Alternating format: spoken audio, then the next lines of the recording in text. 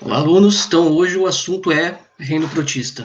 Tá? Nós tivemos as aulas passadas falando sobre bactéria, que é o reino Monera, e a gente viu, então, que as bactérias são, né, os seres mais simples que a gente conhece, considerando que vírus ficam nesse meio caminho entre ser, né, ou não faz parte dos seres vivos, ou faz, a gente fica nesse questionamento, tem os autores que acham que sim, né, porque se reproduz e tal, outros que não, porque não tem metabolismo, é um ser acelular, e as bactérias aí já têm, né, formado uma célula, uma membrana plasmática, material genético, tá, os vírus também têm material genético, né, mas não tem uma célula propriamente dita, e mas tem metabolismo próprio, faz todo, né, consegue ser totalmente autônoma. Portanto, que existem bactérias que são, né, de vida livre, que não são, né, parasitas, não causam doenças, e desempenham várias funções no ambiente. Né? Então, e os vírus não, são totalmente dependentes, porque são parasitas obrigatórios, né, de dentro, que parasitam as nossas células. Então, a gente daí viu que as bactérias são, né, desse grupo dos procariontes, porque elas não têm um material genético organizado dentro de um núcleo específico, né, uma coisa bem mais primitiva. Então, o reino protista que a gente vai ver hoje seria uma elevação no degrau da evolução, porque agora sim essas células elas têm um material genético dentro de um núcleo especializado. A gente vai ver também que, bom, daí elas são células eucariontes, né? Uma dessas características que a gente vai ver. E existem outras explicações, né, outras teorias que explicam como foi esse processo evolutivo de bactéria para protozoário. Só que é um salto bem grande, evolutivo, entre bactéria e um protozoário, né? Não só pela questão do tamanho, mas da complexidade das células. De um protozoário. E a gente vai ver que dentro de uma célula eucarionte, um caso que a gente já deve ter, vocês devem ter visto em outros anos, quando estudou especificamente sobre a célula, vindo que tem aquelas organelas, mitocôndria, né, enfim, células vegetais têm cloroplastos, e não sei se vocês lembram, mas existe uma teoria que explica que essas células eucariontes, elas surgiram por uma evolução, principalmente por um processo de endossimbiose, que a teoria endossimbiótica diz que seres unicelulares, provavelmente procariontes, né, provavelmente não, sim, né, porque a gente tem como comprovar isso hoje, foram começar a viver dentro de células maiores, como se fosse uma associação, né, por exemplo, as mitocôndrias, esse é o exemplo que a gente tem. Ela é uma organela, que na verdade ela tem um DNA próprio, um DNA semelhante de bactéria, que tem a capacidade de produzir energia, fazer o processo lá de respiração celular, usando a glicose, o oxigênio. Então, nesse meio tempo, nesses bilhões de anos que a vida vem se desenvolvendo, lá no início, né, quando existiam só procariontes, começou esse processo de evolutivo, provavelmente relações endossimbióticas foram acontecendo, deixando que surgissem mais células mais complexas, com essas, né, provavelmente recebendo esses inquilinos dentro de uma célula maior e tendo uma capacidade de metabolismo muito maior. Né? Então, a teoria endossimbiótica mostra como isso pode ter evoluído, e aí ter dado origem às células eucariontes, e o núcleo organizado, porque conforme essas células são mais complexas, o material genético cada vez mais extenso, precisava organizar isso direitinho, um núcleo organizado, né, condensado lá dentro, consegue abrigar muito mais informação. Tá? E essas organelas celulares vivendo dentro de uma célula, né, eucarionte, como as mitocôndrias, que a gente tem até hoje, então a vida foi evoluindo desse jeito, né, surgiram os protozoários já com essas mitocôndrias vivendo dentro deles, né, e de lá para lá isso deu certo e a vida evoluiu, seguiu esse caminho. Hoje nossas células também têm as mitocôndrias dentro, fazendo esse trabalho de, né, produção de energia, e elas têm DNA próprio, elas se reproduzem independente dentro das nossas células, e, né, todo o material genético delas já indica que é um material semelhante a de bactérias. As plantas têm os cloroplastos, que são outras organelas também, com material genético próprio, semelhante de bactérias, vivendo dentro das células vegetais, e também que a gente vai ver hoje das algas, fazendo esse processo com clorofila, fazendo essa reação química que é a fotossíntese. Então, esse foi o caminho evolutivo que levou à origem do reino protista, que a gente vai ver que os protozoários, a ideia de protozoário, antes dos animais, né, imagina-se que né, também a ideia é que a evolução seguiu dos protozoários para frente, protozoários dando origem depois às algas pluricelulares, depois às plantas, e protozoários heterotróficos se organizando cada vez mais, dando origem a animais no futuro, né, nesse processo evolutivo todo que a gente viu lá no começo, de seleção natural, né, mutações, e essa organização nova né, como se fossem colônias cada vez mais complexas, cada vez mais com uma divisão de trabalho entre essas células, vivendo juntas, até dar origem a um organismo pluricelular, que a gente vai ver isso mais para frente. Hoje o assunto é só protozoário, mas só para ter uma ideia de como a evolução seguiu e como os protozoários são esse meio do caminho importante que se a gente consegue entender isso, fica mais fácil entender todo o resto. Então, vamos ver como é que estão os protozoários. Bom, essa informação aqui já está, né, faltou aqui escrever sobre as algas pluricelulares, que elas também são enquadradas dentro do reino protista. Sim, as algas que você vê na praia são, né, você vai tomar banho de praia e de repente aquela alga se enrosca na tua perna lá, aquilo ali, você acha que é uma planta, né, por muito tempo se enquadrou dentro do reino das plantas, mas hoje a gente sabe que genética, né, se for fazer todo um trabalho de analisar filogeneticamente ela está muito mais próxima dos protozoários do que das plantas, por isso ela foi enquadrada no reino protista. Então, unicelulares é a grande maioria, né, existem a questão das algas pluricelulares que agora estão enquadradas, né. Eucariontes, todos são eucariontes, tem um núcleo organizado, né, uma membrana nuclear, guardando o material genético lá dentro, que a gente chama essa membrana chamada de carioteca, né, guardando o material genético. Heterotróficos podem se alimentar englobando ou absorvendo, né, tipo, como são as amebas que vão lá e engolem uma partícula de alimento, ou outros protozoários menores e se alimentam deles. Autotróficos são os que produzem, né, os nutrientes essenciais para se alimentar dele, né, pela fotossíntese, no caso aqui, a gente está falando de algas unicelulares e algas pluricelulares. Pode ser de vida livre, que não causa problema nenhum, né, não causa doenças, pode ser mutualistas, vivendo com outros organismos, como, por exemplo, no caso dos líquens, né, vivendo com fungos, com outro reino, mas que essa organização de vida permite que eles consigam sair do ambiente aquático totalmente e viver até no ambiente terrestre. Existem protozoários vivendo dentro de outros organismos, por exemplo, o cupim tem um protozoário no seu trato digestório, que esse protozoário consegue quebrar quebrar a celulose para fazer a digestão. Então, o cupim comendo a madeira, ele sozinho não consegue quebrar a celulose para se alimentar. Ele depende desses protozoários, a triconinfa, que vive dentro do estômago, dentro do trato intestinal do cupim, fazendo esse processo. Então, isso é mutualismo, quando seres de espécies diferentes estão associados de uma forma tão próxima, né, tão importante essa associação deles, que um acaba não vivendo sem o outro. Se você tirar a triconífera do trato digestório do cupim, ele vai comer madeira e não vai conseguir digerir ela e vai morrer. Comensais são aqueles que se alimentam dos restos dos outros organismos. E os parasitas são aqueles que, provavelmente, né, a maioria deles causam doenças, né?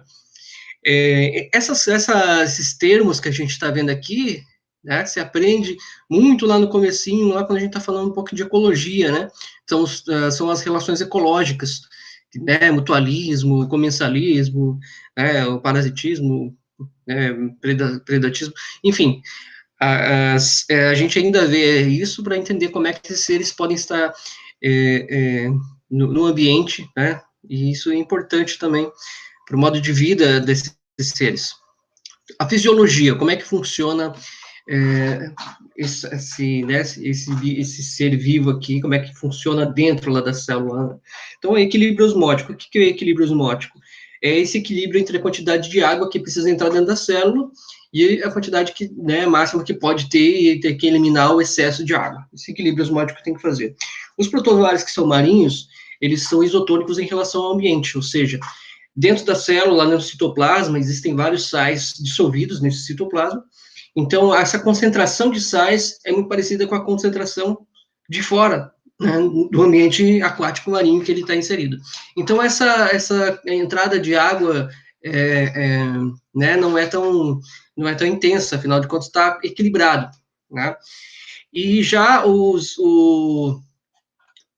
protozoários de água doce, eles são hipertônicos, ou seja, a concentração de sais dentro da célula, lá no citoplasma, é maior do que fora, porque na água doce tem menos sais dissolvidos. E o que acontece nesse processo? A água doce, ela tende a entrar para dentro da célula, por conta da questão osmótica, da osmose. A água, ela sempre vai tentar dissolver essa concentração de sais, um processo físico, né? É semelhante a isso aqui, ó, que eu acabei de ver. Né? Esse processo aqui, claro, né? Não estou fazendo propaganda, mas tem sais aqui dentro, né? Se eu não me engano, que material que é esse aqui? Sais de quê? Deve ser algum carbonato, alguma coisa assim. Mas esses sais aqui dentro, ele tem uma tampinha aqui, uns buraquinhos, tem né, como se fosse uma membrana aqui, né, que é permeável. E aí a água que está no ar, isso aqui é para tirar o mofo, tirar a umidade do armário e tal, né? E aí, então, a umidade que está no ar, ela é sugada para dentro por conta dessa concentração dos sais que tem aqui dentro. Então, vai enchendo de água, tá cheio de água já isso aqui. Por isso que deve estar aqui, deve ter que jogar fora. Então, tá cheio de água porque de onde veio essa água? Veio a água que estava no ar, na umidade do ar, foi sendo atraída por esses sais, porque a água é atraída pela concentração maior de sais aqui, né, para tentar diluir. É um processo de osmose. Isso acontece dentro de uma célula, aqui um paramécio, né? Deixa eu botar o mouse aqui. Então, a água entra para tentar dissolver esses sais. Se ficar, né, sem nenhum controle, essa água vai entrando dentro da célula, ela vai aumentando até dissolver totalmente os sais que são importantes para essa célula funcionar. Então, ela criou, né, as células, os protozoários de água doce, criou uma estrutura, uma estrutura dentro da célula chamada vacúolos contráteis.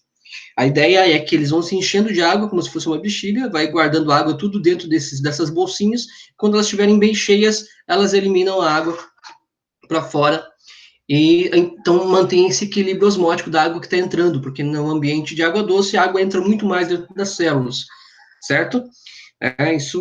Isso acontece com a gente também, né?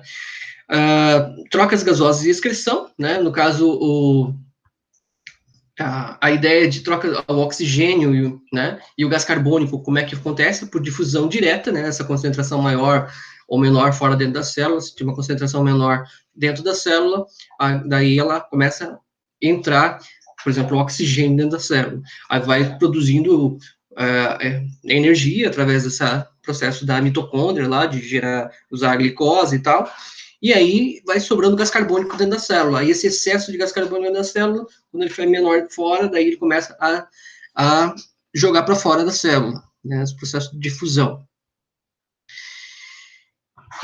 Então, assim, tipo, ainda tem outros subprodutos desse processo de metabolismo, igual nas nossas células, né? A amônia é um dos processos de um subproduto aí desse metabolismo que precisa ser eliminado, já que ela é tóxica. Ela também pode ser eliminada nesse vacúolo contrático que eu estava explicando. E a alimentação, né? A fagocitose, ou endocitose, né? Que acontece, por exemplo, os nossos glóbulos brancos fazem, quando estão defendendo o nosso organismo de bactérias.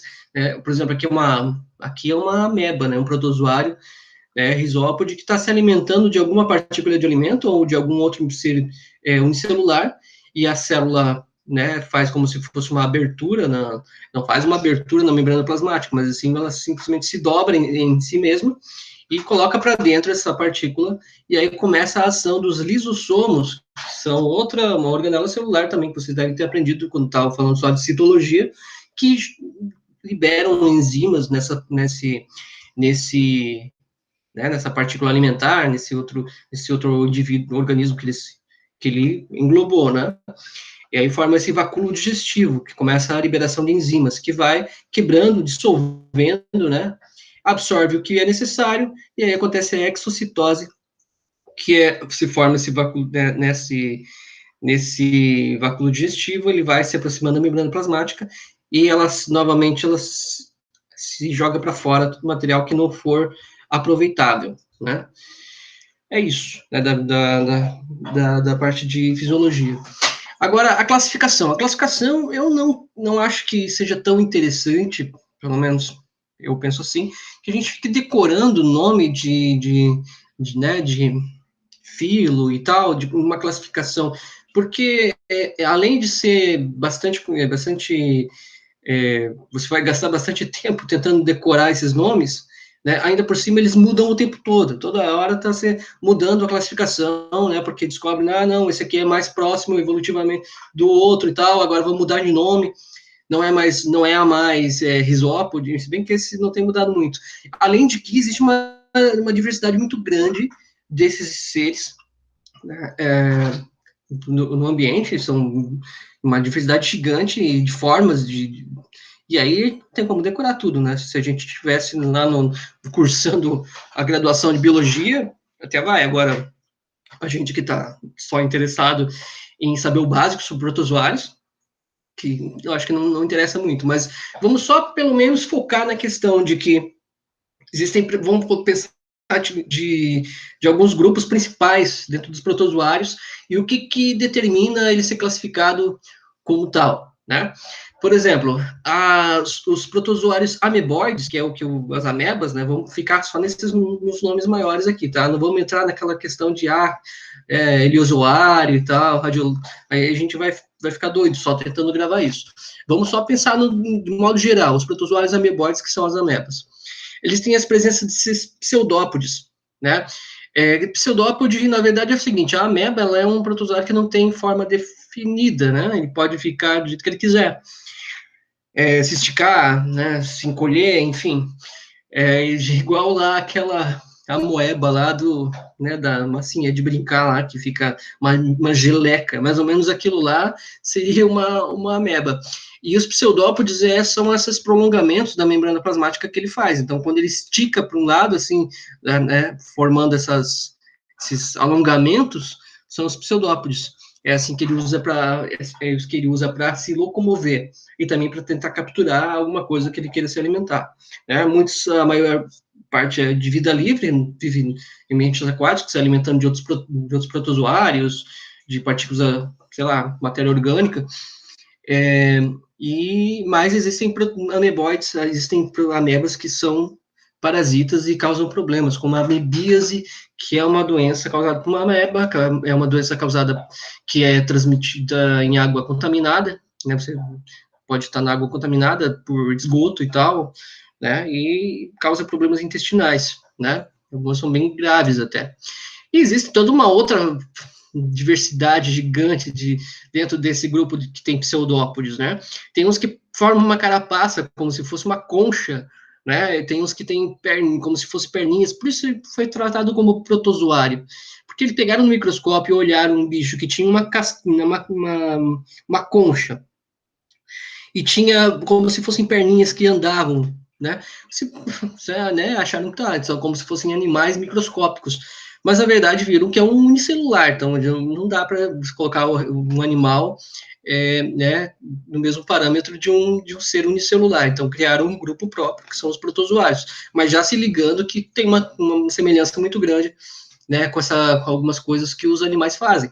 Né? É que a gente está falando só de protozoário heterotrófico, são protozoários que não fazem fotossíntese, que se alimentam de outros seres, ou de né, matéria orgânica, enfim. Então, animais que se alimentam, né, não que produzem o seu próprio alimento. Então, aqui a gente está falando dos protozoários ameboides, a sua grande característica é a presença de pseudópodes. Né? Aí existem os protozoários flagelados. Aqui tem o zoomostigófora,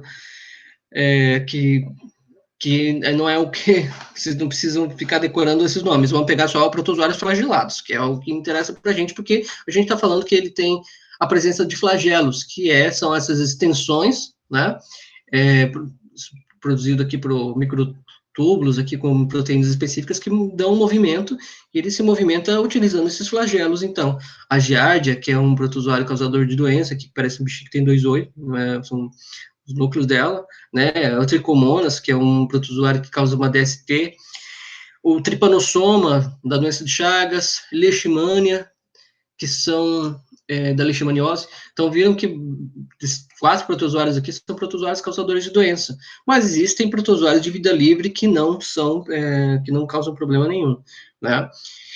Mas a gente conhece mais os que causam doença porque acabam tendo uma atenção, uma importância médica maior, né? Mas existe uma diversidade também muito grande desse grupo. Então, protozoários flagelados usam os flagelos para se locomover. Aí os protozoários ciliados. Que são ciliados, né? Ciliados aqui é o seguinte, o flagelo são né, 2, alguns mais, assim, alongamentos por onde ele usa para se locomover, como se fosse um chicote, porque é flagelo de chicotear, né? Parece um chicote se movimentando, bem mais longo e poucos, né? Agora, os cílios não, eles cobrem toda a célula, toda a membrana plasmática, né? E todos eles se mexem como se fossem remos, para que o protozoário vá para frente, para trás, enfim. Esse é um exemplo de um paramécio, né, um dos maiores protozoários que se conhece, né, fácil de ver no microscópio óptico normal, no microscópio normal você consegue ver um paramécio.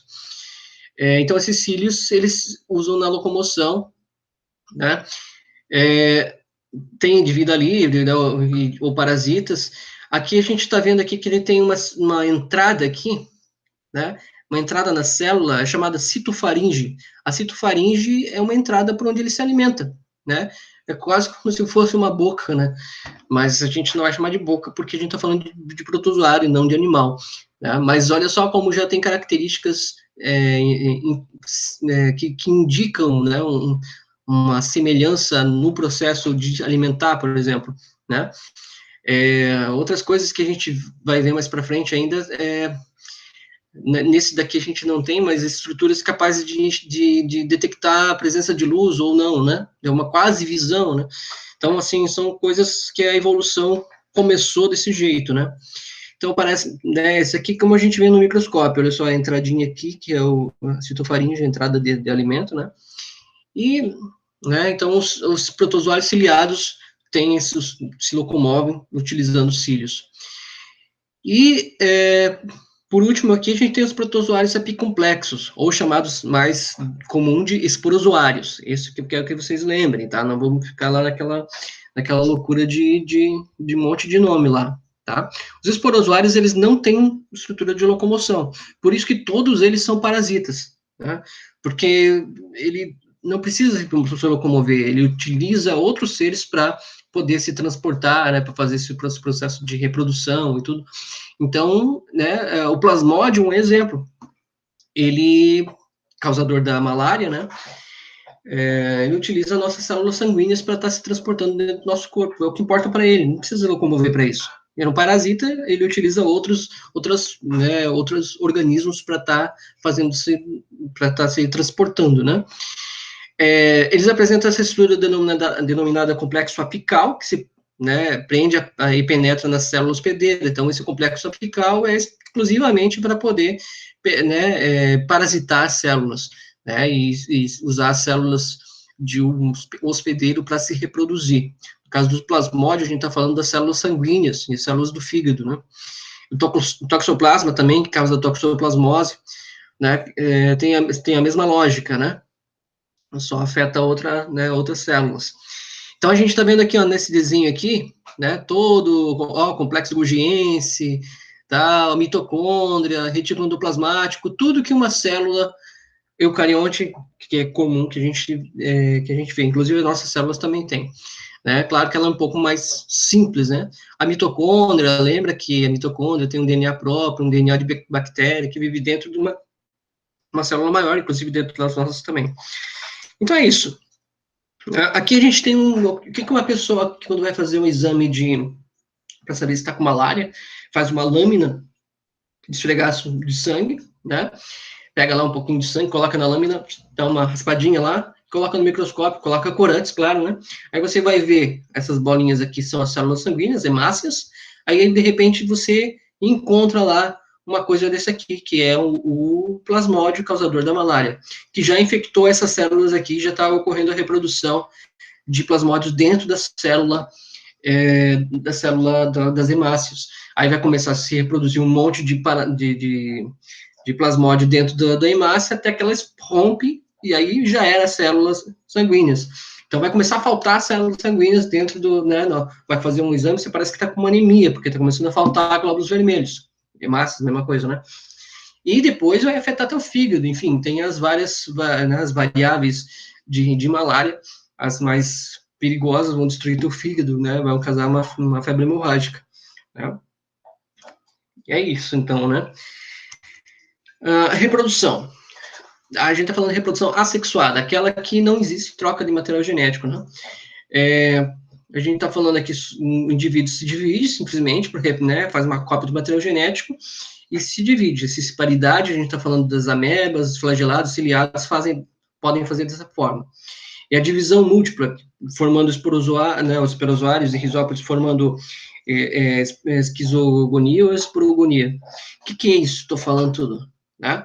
Enfim, essas são as formas de reprodução que não envolvem troca de material genético. Né? Ela simplesmente pode dividir seu núcleo internamente, depois começar a brotar, né, crescer um citoplasma em volta desse núcleo copiado, como se fosse brotos, né, surgindo. Tá? A reprodução sexuada, igual foi na questão das bactérias, que também fazem conjugação, né? Tem autores que não consideram, mas aqui é uma coisa que um pouquinho vai além. Então, quando a gente começa a achar que tem reprodução sexuada nas bactérias, lá no reino Monera, porque fazem conjugação, os protozoários vão um pouco além. Aqui já existe uma troca de micronúcleos entre eles trocam né, um material genético feito por meiose, para depois se recombinar, e aí né, é como se fossem já o surgimento, não é o surgimento de gametas, né, como se fosse o surgimento de gametas, né? E aí trocando esses micronúcleos, gerando diversidade, gerando uma variabilidade genética. Tá? Por isso a gente chama de reprodução sexuada, porque existe troca de material genético, gerando essa variabilidade. Tá? É muito mais, para a evolução, é muito mais interessante. Tá? Então, a reprodução sexuada é conjugação, que os ciliados fazem, ou cisparidade e divisão múltipla, que é uma forma assexuada de reprodução, ok? Agora a gente vai falar das algas, porque as algas também fazem parte do reino protista. Né? Primeiro, a gente viu os protozoários heterotróficos, que eram aqueles que não fazem fotossíntese, se alimentam de outros seres e tal. Agora a gente vai ver os protozoários autotróficos, que são as algas unicelulares e algas pluricelulares.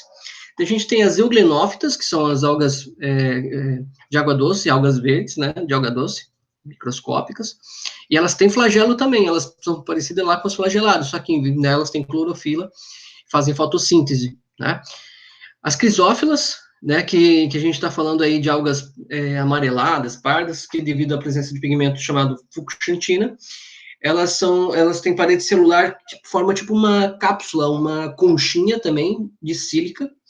Dentro desse grupo, a gente pode destacar as diatomáceas. Tá? Vou mostrar aqui uma imagem aqui, tá a euglenófita, né, as verdinhas aqui, de água doce, é muito fácil também de ver no microscópio normal, se você tiver um microscópio né, comumzinho lá, você pega uma gota de água de uma lagoa, coloca lá, você vai ver um monte de euglenófita, e aqui as diatomáceas, que formam uma cápsula, né, de sílica, que protege elas, né? Então, assim, tem várias formas diferentes aqui de diatomácea, com a sua cápsulazinha.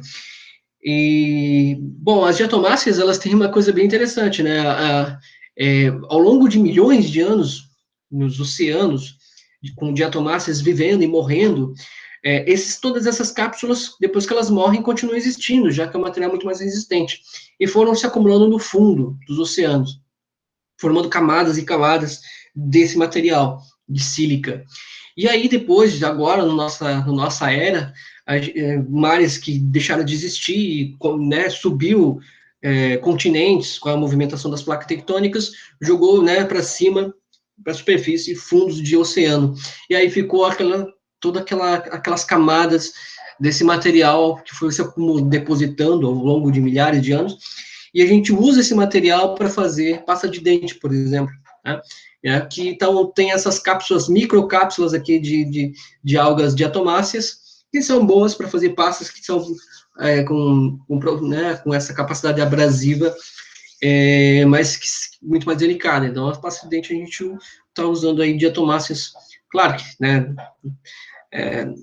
assim que se, na maioria dos casos, né, assim que começou a fazer essas pastas mais inclusive para carro e tal, coisa muito mais delicada, se usava esses depósitos de diatomáceas. Os dinoflagelados, um outro tipo de alga unicelular, alguns ganham uma coloração mais vermelha, né? Elas são do ambiente marinho, eles têm 2 flagelos, por isso dinoflagelar, de 2 flagelos, e tem alguns representantes de água doce também, mas o que mais interessa dos dinoflagelados é que eles, em épocas do ano e quando existe uma concentração de nutrientes na água, nutrientes, entendam que eu estou falando aqui, por exemplo, de matéria orgânica, estou falando de esgoto, muitas vezes, para elas acaba sendo um adubo, vamos dizer, e existe uma explosão de diatomáceas, diatomáceos dinoflagelados, estou trocando aqui, uma explosão de dinoflagelados, dando uma coloração vermelha para regiões mais próximas, né, no litoral ali da praia, dando origem a uma coisa que a gente chama de maré vermelha. E o que isso tem a ver? Qual que é a importância disso? Essa maré vermelha, que é essa superpopulação de dinoflagelados, elas são tóxicas. Então, essa maré vermelha, quando acontece, o consumo de frutos do mar, né, principalmente filtradores, como ostras, mariscos, tem que ser proibido, porque a pessoa pode morrer se comer um marisco contaminado com esses dinoflagelados. Então, fica proibido por um tempo, até essa concentração dessas algas diminuírem muito e não ter mais perigo para consumir, né, para comer fruto do mar. Agora a gente vai ver as algas unicelulares. Tá? A gente estava vendo sempre as 3 principais, né? As clorofícias, que são as algas verdes, essa aqui, quem já foi, a alga pluricelular é aquelas que a gente está vendo quando a gente vai na praia, nas pedras da praia, tem aquelas algas verdes que parecem uma alface, então são as clorofícias, né? Elas são, tem muitas espécies dessas clorofícias, são predominantes, né, aquáticas, tanto de água doce quanto de água salgada. E a gente pode citar o gênero uva, que é aquele que parece mesmo uma alface mesmo, uma alfacezinha, meio gelatinosa, né? Não confundir com planta mesmo, né? Quem disse alface marinha, que é uma planta que tem raiz e tudo, fica boiando na água, nas lagoas. Estou falando daquela que nasce no costão rochoso, que parece uma alface meio gelatinosa. A rodophyces, que são as algas vermelhas, também é bem comum de você encontrar, não tão comum quanto a verde e a parda, mas sim, a gente usa isso inclusive para fazer alguns pratos da culinária japonesa, né? E as feofícies são as algas pardas, a mais comum que a gente tem é o sargaço, que às vezes ficam, né, se concentram em grandes quantidades. É aquele que se enrosca na tua perna quando tu tá lá tomando banho de praia e uma coisa enrosca na tua perna, tu já acha que é um tubarão. Na verdade, não, né, geralmente são as feofícies, que são essas algas pardas.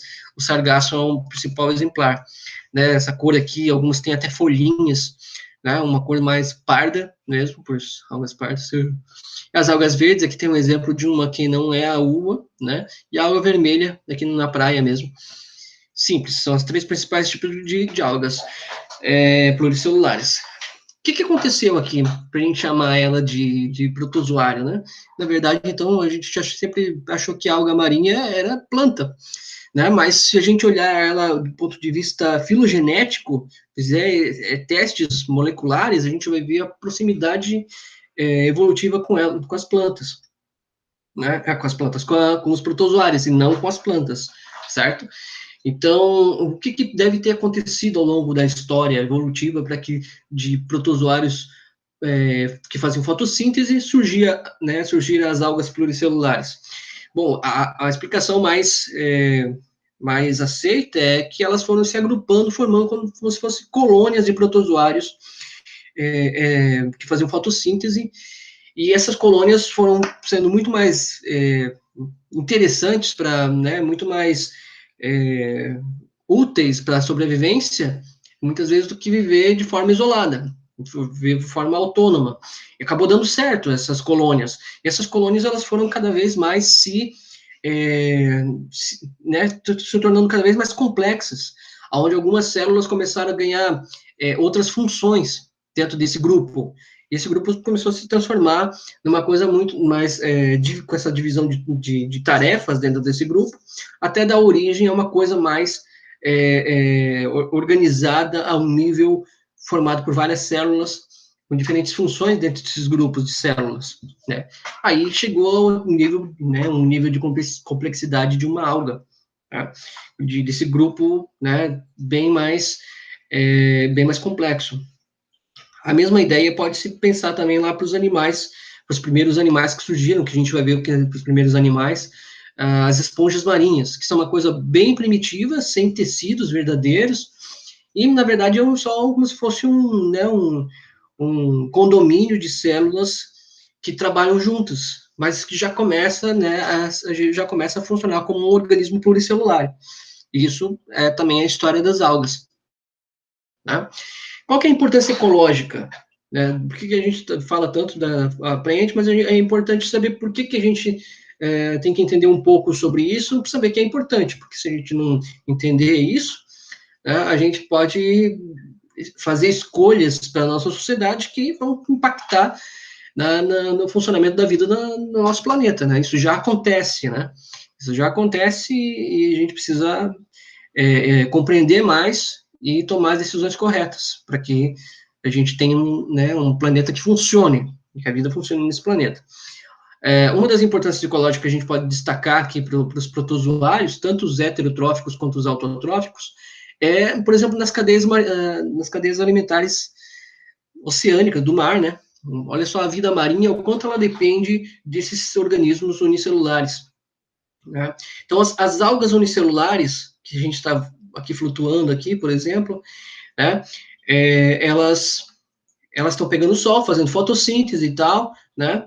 Mas elas também acabam, né, fazendo esse processo reprodutivo delas aqui, elas servem de alimento a protozoários heterotróficos e também outros seres microscópicos, como, né, larvas de crustáceos, enfim, tá todo mundo boiando aqui, e nessa cadeia alimentar microscópica de algas, que é o fitoplâncton, e a parte que não faz fotossíntese, que é o zooplâncton. Né, o conjunto de zooplâncton e fitoplâncton forma o plâncton, como a gente já deve ter ouvido falar. Vocês devem ter ouvido falar do plâncton, não só lá do Bob Esponja lá, né, mas também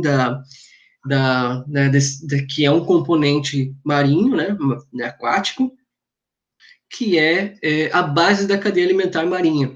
Então, esse plâncton aqui, que começa com a produção nas algas unicelulares, a produção de biomassa, acaba sendo alimento para zooplâncton e outros seres animais microscópicos, como o crio, por exemplo, que parece um camarão, né, pequenininho, se alimenta dessa comunidade aqui, é alimento para peixes menores, que alimentam peixes maiores e assim por diante. Sendo que tem as baleias, por exemplo, que se alimentam somente do crio. Então, toda a vida marinha meio que depende dessa cadeia alimentar, que iniciam com as algas, né? E tem também os protozoários heterotróficos fazendo parte dessa cadeia alimentar, né? É uma importância fundamental, porque se os oceanos não funcionam, né, não é só os oceanos que acabam sendo impactados, mas também a vida terrestre, né?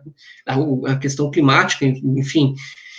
Porque vamos pensar o seguinte, uma outra lógica aqui é a questão, por exemplo, isso aqui é uma visão de satélite de um afloramento de algas. Olha só, toda essa mancha aqui é o crescimento de algas unicelulares que está aqui, unicelulares, que é vista do espaço.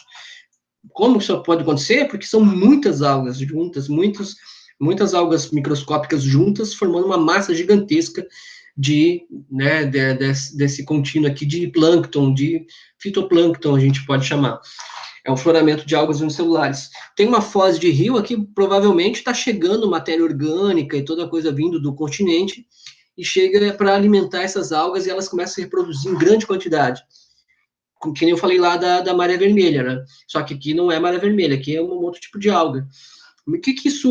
Qual o impacto que isso tem né, no planeta? É uma grande quantidade de oxigênio sendo produzido, já que nós estamos fazendo fotossíntese. Né?